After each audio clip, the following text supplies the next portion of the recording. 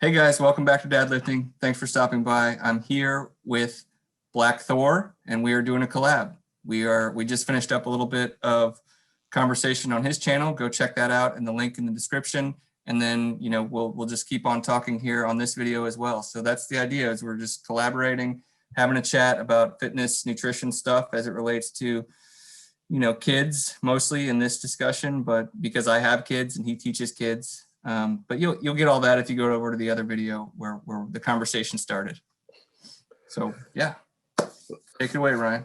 Well, so yeah, we were just talking nutrition and just the importance of like actually understanding what the food is. What is food?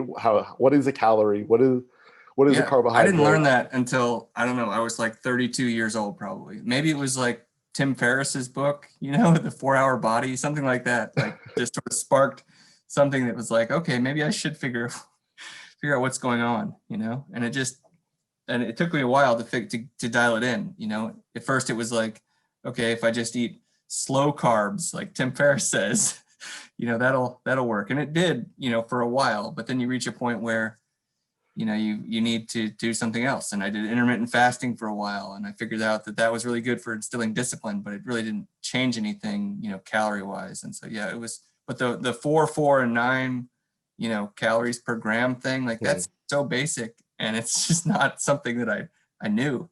I don't know. When did you learn that? Oh, so I actually learned that freshman year of high school. We had a health course for one semester. Well, it was like it's like pretty much health and driver's ed. So it was split up, and this is no longer offered. I actually work in the district where I went to school. We no longer have this course at all, but it was one semester was geography, and the other semester was health and driver's ed. So we actually even had like a project where you had to like check to see if the nutrition facts were like lying to you based on the total calories and what it gave for the measurements.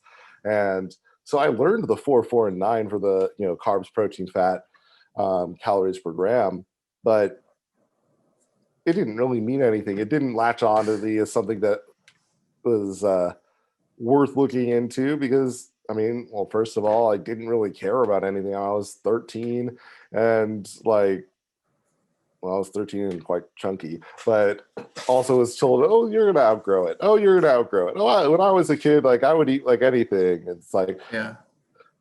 But what's the long-term consequences of developing such dietary habits, just eating sugar all the time because it's delicious and not learning that moderation, not thinking, okay, is this necessarily the best path for me to be on?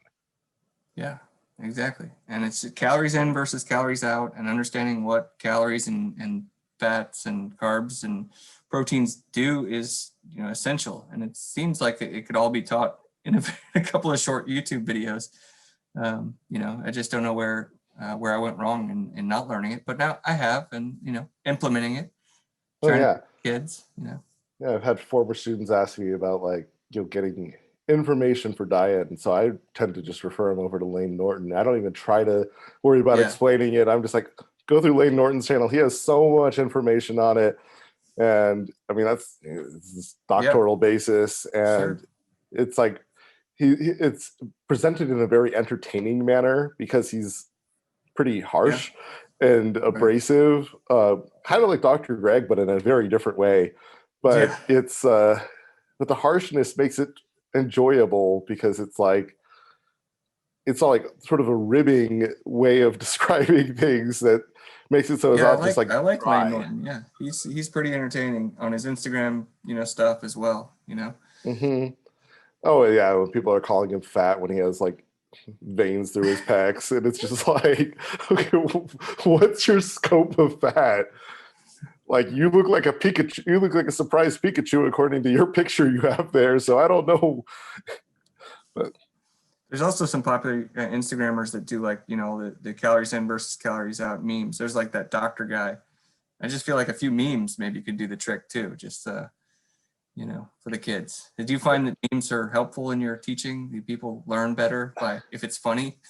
So actually, I'm using a quiz platform called Quizzes right now, and it has like memes, but I don't think they're actually content related. But the kids enjoy this, just having the breaking content for a little laugh every so often. I've occasionally found math memes that were like really entertaining.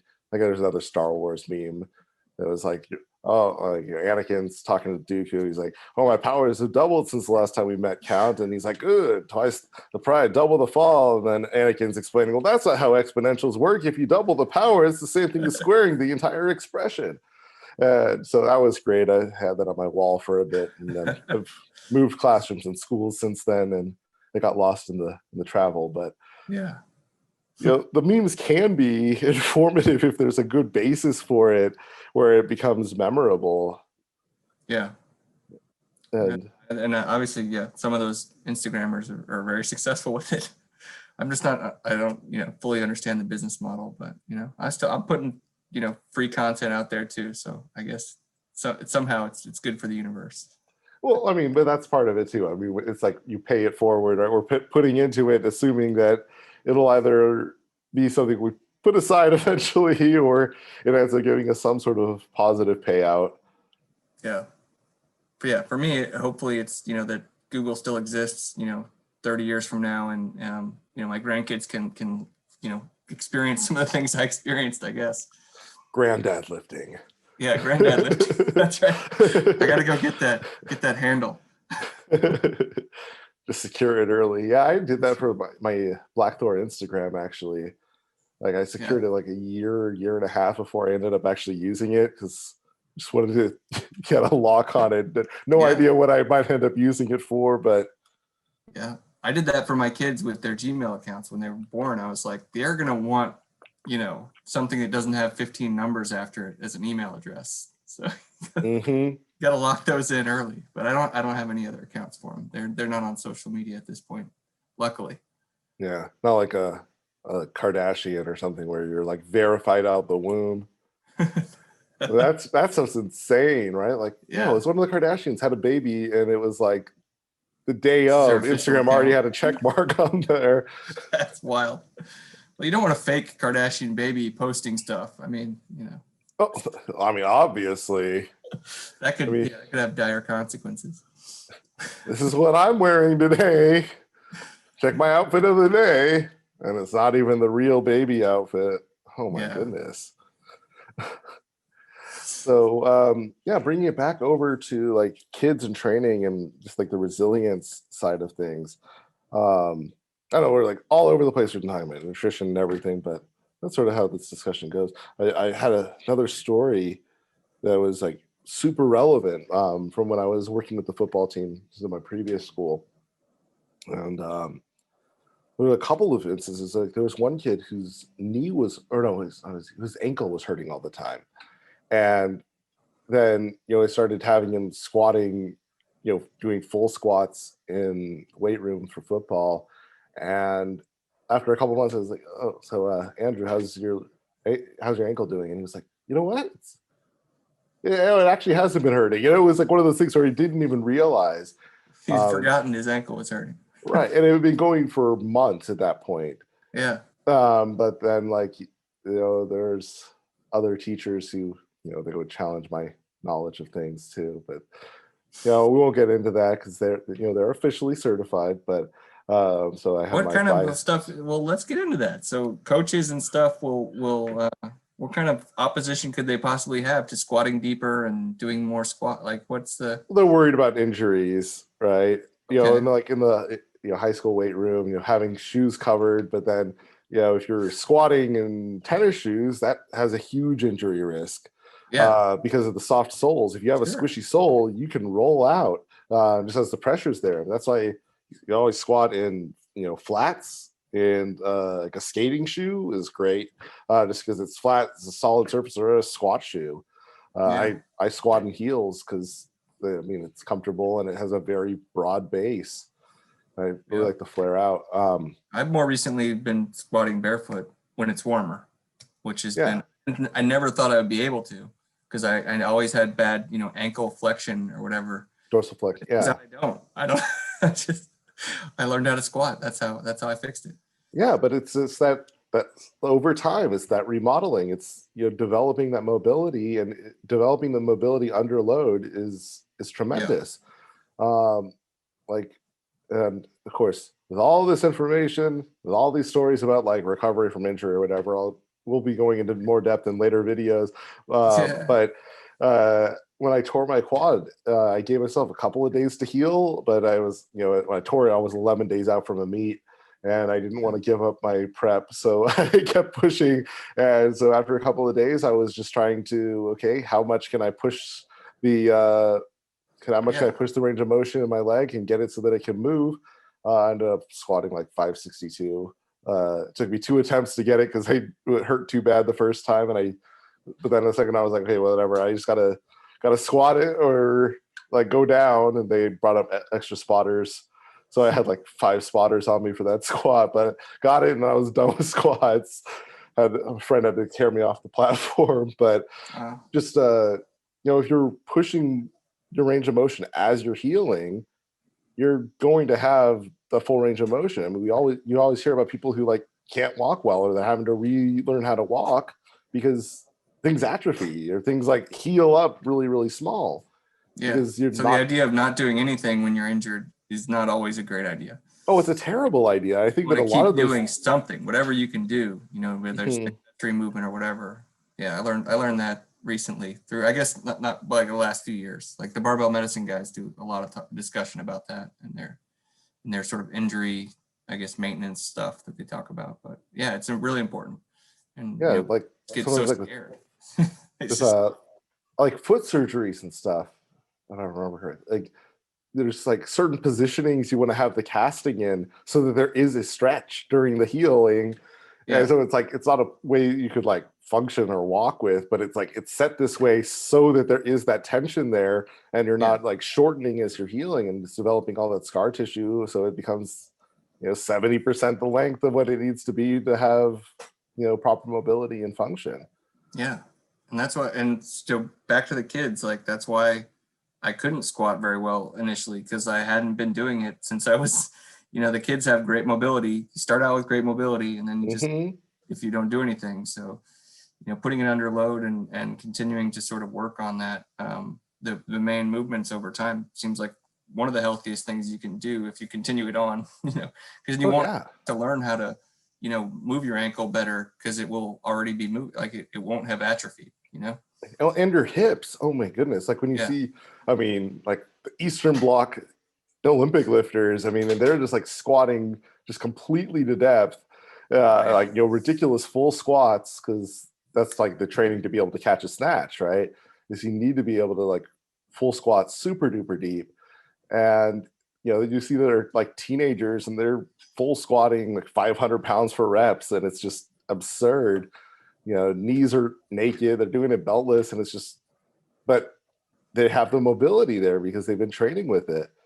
Yeah. As opposed to like here, and we're afraid to, put kids through. I mean, not that necessarily all the things that Eastern Bloc does is necessarily the best for kids, but when it comes to childcare, that's where I go for my childcare tips is the Eastern Bloc. Yes. The Russians, they raise the kids right. We learned that from Rocky IV, right? Oh, exactly. No, we learned it from what, Creed?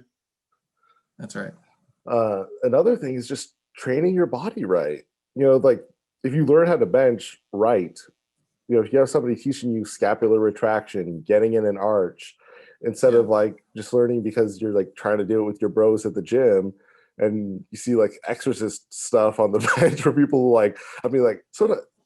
I remember this one time I was working with a student and his hips flew off the bench. So I had no idea. I kept trying to figure out how we could position his feet so he couldn't, but he just learned how to bench such that his hips were literally a foot off the bench. I was just completely dumbfounded because there was no way I could readjust his footing where it wasn't just flying off when he was trying to go anywhere past like 80%. And it was just off. And I'm just like, oh my goodness. It's like, that comes down to the training with like, how do you set yourself up and how do you drive through your body?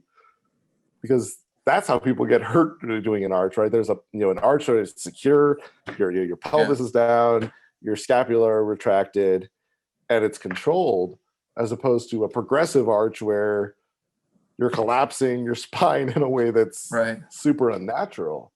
I mean, like a lot of the stuff with like, I mean, with benching, right? About benching, oh, with a flat back, like used to be so pressed. It's like the spine is not flat. You look at a picture of a spine, Yeah, it is that's how I learned how curved. to bench. You got to keep your back flat on the bench. You know, that was like the high school thing, I guess. When I was, Yeah, but I mean that's it's not the case. so much of that lore is like, what is that rooted in? Yeah, Like there's nothing linear about the way that the human body is constructed. yeah. It's a very curvy mess of all kinds of different stuff. It's very dynamic and inconsistent. So are you involved in your school or district with any of the like efforts to keep kids active during this time? Is there like an ongoing sort of Uh, I mean, there's PE and like, try to assist like when PE teachers, because I mean, I've become like a resource for some of the like yeah, tools because I like sure. was an early adopter for some of the stuff because I'm like one of the younger people. Uh, but there hasn't been much. I mean, there was like a hope for it. I was Yeah. actually talking to like our activity, or not our activity, our athletic director about taking on a greater role working with the students, but with the Kind of like continuation of this pandemic, it it's didn't get to wild. quite happen. So, but just when the kids have questions, just being willing to answer, being willing to address it, because a lot of the kids lift, and a lot of kids are interested in lifting and afraid to, Yeah. and kids are trying to learn, and they It's just becoming don't very have very many. popular. Maybe it's just the stuff I watch, but it does feel like, yeah, powerlifting and everything else is growing, in popularity. And I think, yeah, some of these kids that start lifting younger, by the time they get, older, you're going to see some really big numbers. Oh It's yeah, I mean we're already seeing that. Where I yeah, mean there's juniors who are putting up just ridiculous numbers. I mean like triple body weight squats in like junior women, and it's just like absurd to see. It's like yeah, 20-year-olds, and it's like it's like, but then that goes to like the whole fear mongering that's like super misogynistic with like, oh, like that gives women in this idea that they're going to look like Ronnie Coleman if they lift, and then yeah, you see people and you wouldn't even assume they lift, and they squat 400 pounds weighing buck 14. yeah. It's just like, I don't know that she looks like Ronnie Coleman, my guy. Yeah. I mean, it seems like all this stuff is so old, like all these, stigmas against lifting, but lifting hasn't really been around that long, right? Like 40, 50 years. Like, so I guess, we're still sort of developing. I listen to like some of the podcasts where they talk about the history stuff. It just all happened, since basically Arnold, right? Like all this stuff.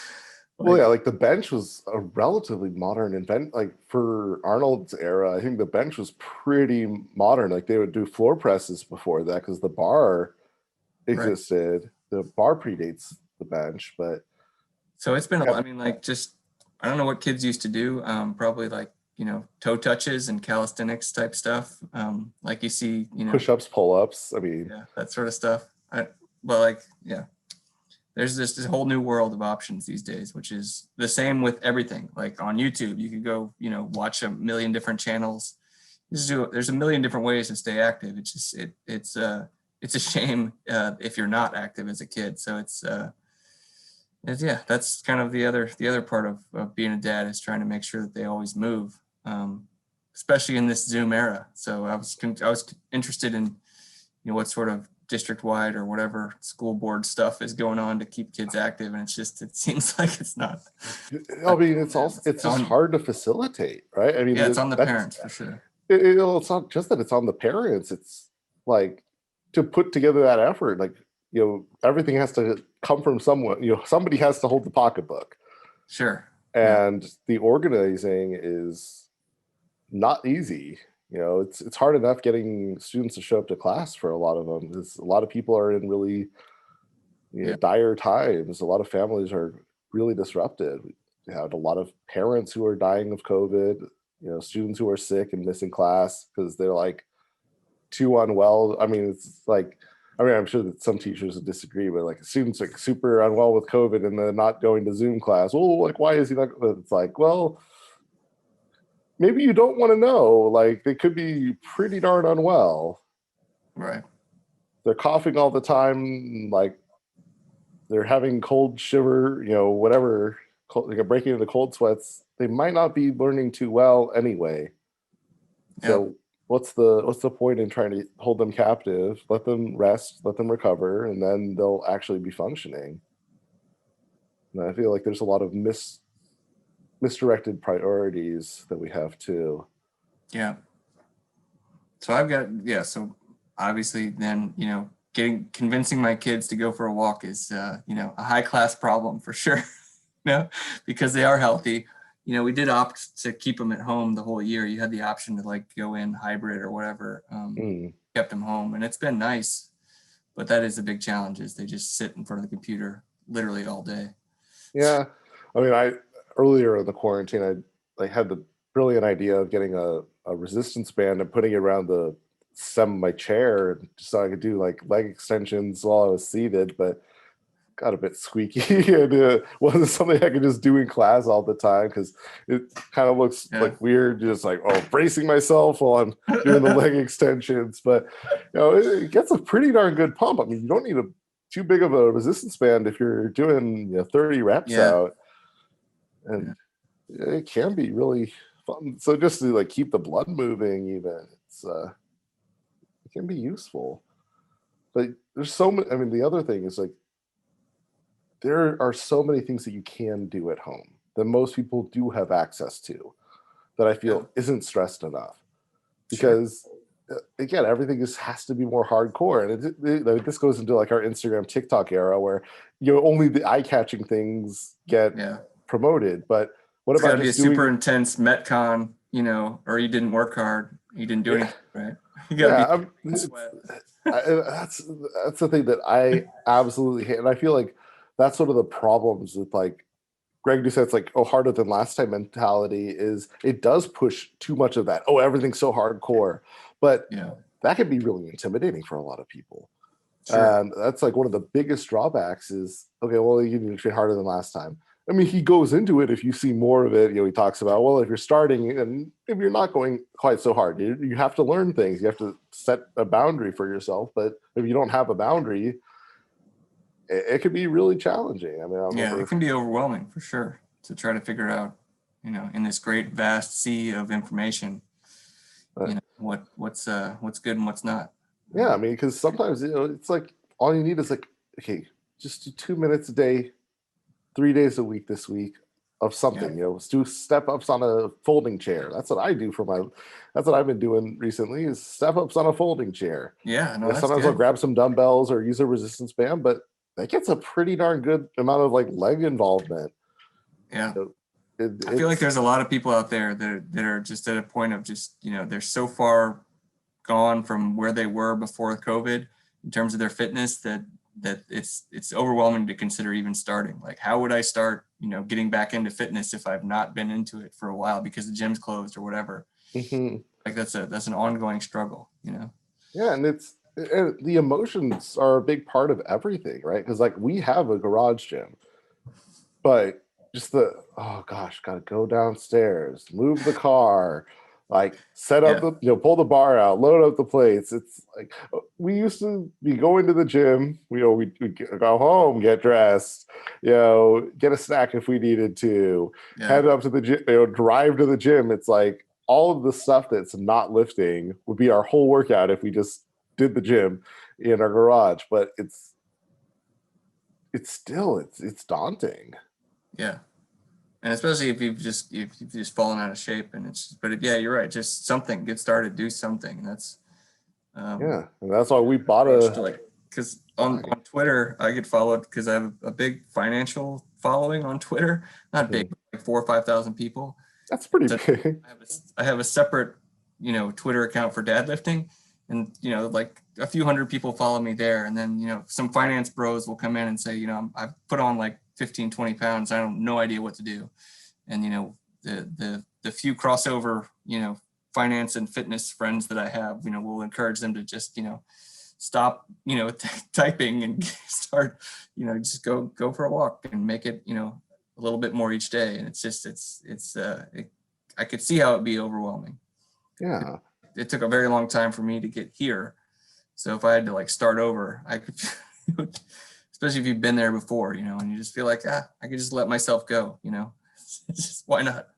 Yeah, I mean, then you have the opposite mentality. For me, it's like, okay, I mean, at this point, I've played around with my body weight and body Yeah, composition that's so many true. times that I'm just like, okay, I know this is what I ought to, yeah, this is what I Yeah. put myself through. I know that, okay, if I have a definitive goal, like I'll do whatever. Like, I mean, when I prepped for my bodybuilding show, I actually bought a scale and then never used it. I ended up giving it to a student, and we bought like a couple of scales like since then. But No, I because that think was that's true. years Like ago. I would definitely, just in the past year, I achieved that level that you're talking about, which is like, I did my first on purpose bulk, you know, I went from like Mhm. 165 to 190. And I was like, okay, now I'm going to stop and now I'm going to go back down. And I went down to 175 and I was like, well, this doesn't look great. Let's go further. And I got all the way down to 158 and I was like, this is fantastic. Let's stay here. And now I'm kind of in the 165, 160 range. And it's a level that, you know, it's just that I'm no longer afraid of, you know, putting on pounds because I won't be able to lose it again. Like it's definitely like a tier that you reach and an achievement that you can get to with enough time. So yeah, it sounds like you got there a while ago. Well, I mean, it's just I mean, I learned early on, but like way before I started lifting, that I had enough discipline to handle things because I've Yeah. seen things with my family and like with letting weight get out of control, and so when I saw a picture from a friend's birthday, and I had belly all crazy like, so I was like, okay, I mean, that was in November, so I was like, okay, I'll stay with what I'm doing now, and then when I come back down, because my family's up here in the Bay Area. I was going to Yeah. university in San Diego. Okay, well, when I get back, I'll drop all the weight. So it was like, went down first week. It was like, okay, eating only like a half a head of iceberg lettuce a day. And it was just like, that's what I'm going to eat. And the next week it was like iceberg lettuce and I'm going to have some Parmesan cheese. And then it was chicken. And so I just like dropped it. I went from like I weighed in at 217 when I went back home for winter break, and then it dropped down to like somewhere in the 180s. I don't even remember. But by the end of the January, just because I was like, you know what, I'm just going to get rid of it. But I know that that's not something that most people would want to put themselves through, and nor is it healthy for most people because Yeah. there's not like a end pathway. Like I had to sort of like design, like, I mean, this is like reverse dieting built in before I even knew that that was like a thing, right? But just like Yeah. restoring calories after a Sure. deficit, but it was like a really quick thing. And then it wasn't till like that September that I actually started like lifting weights, like because I was at an apartment that had like a reasonable gym, and had a friend who was like doing military service. So like we got into this whole routine where he'd call me, he'd tell me to unlock the door, I go unlock the door, go back to sleep, and because he lived in the complex too, and then he'd come over and he'd just come in and wake me up out of bed, and then we go to the gym. And that was the routine like all through my fourth year of uni. So just, I mean, the routine is everything, right? Yeah. And having that routine access. But then for now, it's like, okay, what can you do at home? Yeah. And I And feel you like can that's do whatever you want, which is it screws with you, right? Like, do I have to lift at 5:30 in the morning if I'm not going to work at 7:15? No, probably not. I could lift at 9:30. Yeah. yeah. Well, I mean, luckily for me right now, like, Yeah. we have we have our dog to take care of. So I'm up to, make sure he gets his medicine in the morning. And then I, been getting on the bike and I watch YouTube. So it's like, okay, gets me some cardio. I mean, I'm tired as all heck to start. I don't go for a particularly long time, but it's something. Yeah. And something's better than nothing. Yeah. Anything's better than nothing. Well, I'm very glad to have learned all this stuff on YouTube lately. Oh Um, yeah. so I was, let's see, going into my 8th grade year, I was like 14, 13 years old, something like that. I was overweight, had been my whole life, and I decided that I was going to stop being fat. And the way that I was going to do that was I was not going to eat any fat. And so for like, I don't know, 6, 7 weeks, I was like intent on like having 0 grams of fat per day. So I could read the nutrition label and it said 0 grams. So obviously that's good. So I'd be, Twizzlers are okay, Skittles. And then I did that, and I jogged twice a day, probably for like a half an hour. And this is in the summertime, so it was hot in Houston. And I dropped like, I don't know, 20, 25 pounds, and, was the skinny kid that showed back up, but I was like pretty emaciated. Oh yeah. Like looking back, like there was like I clearly had like some like, but it wasn't like that I was like had an eating disorder. It was like that I didn't know what the hell I was doing. It was Right. like, it's And just, that comes back to the topic we were starting with, right? It's like, it's giving kids the education, not seeing it as too taboo to discuss, like, oh, you're teaching dieting, but just like, this is what food is. This is, this is the education system. What's something that actually matters is like, because, as much as like, I love my content. I mean, I really love my content. I actually had a brilliant breakthrough moment during class on Monday, and it was really cool. But just, there's a lot of the content that's not going to be that relevant to most of the students. Some bits of content from each of the classes is going to have some relevance for students. But there are bigger things out there. And so students need to have some introduction to things that are going to be a part of their life, and you eat every day. So everyone eats every day. That's a pretty normal assumption. It's a pretty reasonable assumption. So, giving some of that time to, okay, this is a food related thing. It's not quite content related, but it is under the banner of, okay, what's the education that we need for, being successful citizens? And it's not going to give you an eating disorder to talk about it. It doesn't. Like, it's like, there's some fear that like, if you explain calories to someone, that they're going to take that knowledge and then never eat again. Like, I don't know what the fear is amongst, women or in my family, I guess. Maybe it's because I have such a neurosis about food that she doesn't want me to pass that on to the children, but I don't know how I would pass it on. So maybe they'll just, through osmosis, they would just get it. They would start to act like me. I don't know, but it's. Well, I mean, I think it's just the fear of like, okay, they're going to try to be like that. Right. And then, oh, if dad's doing this, then maybe this is how I should be. But it's also, if you're holding I mean, granted, I'm not going to tell you how to parent your kids. That's not my place. But I'm assuming you're coming in with, okay, this is why I'm making these decisions. Yeah, sure. That's part of the discussion. Yeah. And the why is everything. Yeah. Because I want to be able to get out of a chair and pick up my grandkids and have the granddad lifting that you already secured. During this call, you went and got it. Oh, I was supposed to do that? I missed the memo. I thought you were going to be doing it. Well, it's pretty late on the East Coast. It's pretty late here too. My bedtime's 9:30 or so. That's my automatic start to shut down. Yeah. But all right. So everyone, thank you so much for tuning in. Always remember to stay worth. I don't know how we're gonna do this, but I hope you guys enjoyed the content. We're gonna try some different things. There's not much to lose for me at less than 200 subscribers. So we're just going to experiment a little bit with these types of videos. And if you like it, let us know. Please give us some constructive feedback. We'd love to hear it. Like and subscribe, and hit the notification button so you can be first in the comment section. It's always awesome to do that. And in the meantime, keep it on the DL.